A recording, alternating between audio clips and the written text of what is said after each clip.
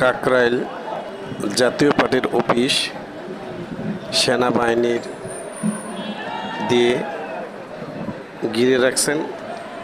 কোনো ধরনের অপ্রীতির বা দুর্ঘটনা যেন না ঘটে, তাই সেনাবাহিনীর লোক দিয়া সেনাবাহিনীর কর্মকর্তারা চতুর্দিকে নিরাপদ দিতেছেন।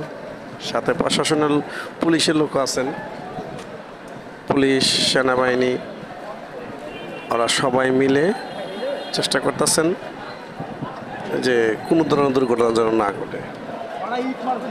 সন্ধ্যার সময় অনেক গ্যাঞ্জাম হয়েছিল, এখন সেটা বন্ধ।